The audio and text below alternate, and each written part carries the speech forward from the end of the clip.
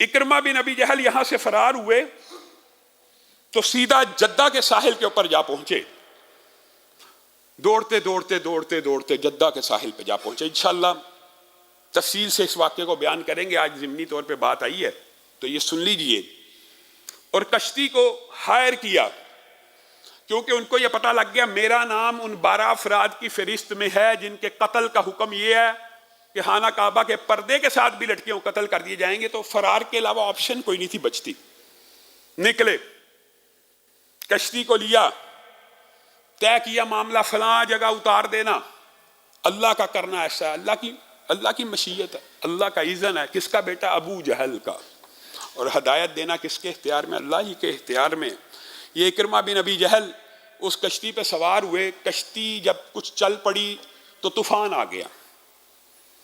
तो कश्ती का सारा अमला और सारे के सारे मुसाफिर जो इकरमा के अलावा कश्ती में सवार थे, कोई लात को पुकारने लगा, कोई मनात को पुकारने लगा, कोई उज्जा को पुकारने लगा, ए उज्जा हमें बचा लीजिए, अलात इस समुंदर के अंदर हमारी सुन लीजिए, मनात इस समुंदर में हमारी सुन लीजिए। वो कश्ती का जो मल्लाह था वो कहने लगा किस किस को पुकारते हो? ये समुंदर है, ये अंधेरे हैं, ये तरीकी हैं, ये वीराने हैं। यहां पे अगर कोई सुनता है तो अर्श का एक रब सुनता है, उसको पुकारो। बस मल्लाह का ये जुमला था। इकरमा के दिल को चोट पहुंची। तुम बदियों में, खुशकियों में लात मनात उज्जा को पुकारो, लेकिन समुद्रों में और बाहर में और जुल्मात में और तरीकियों में अगर पुकारना तो रब को पुकारो जो आसमान का रब है। कश्ती भंवर से निकल जाएगी।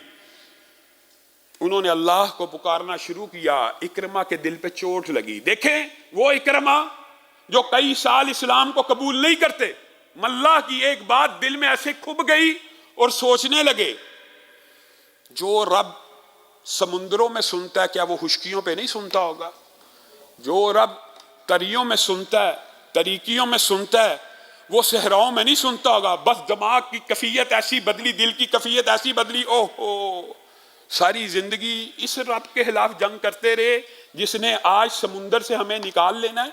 हमें रसूलुल्लाह की दावत समझ ही नहीं आई। रसूलुल्लाह भी तो यही कहते थे कि खुशकियों में भी उस एक रब को पुकारो जो तुम्हारी पुकारों को सुनता है। आज अगर ये मल्लाह कह रहा है, मल्लाह को कहा रुक जा, कश्ती भी भंवर से निकल आई, कहा वापस जाना होगा, कहा ये किराया लिया हुआ सबसे, कहा सबके पैसे मैं दूंगा, वापस मुझे उतार, मैं रसूलुल्लाह सल्लल्लाहु अलैहि वसल्लम के हाथ के ऊपर इस्लाम को कबूल करना चाहता हूँ। ये इकरमा बिन अबी जहल का टर्निंग पॉइंट था। फिर कैसे वो रसूलुल्लाह की बारगाह में गए, ये इंशाअल्लाह आइंदा आने वाले खुतबात में इस बात को भी रखेंगे।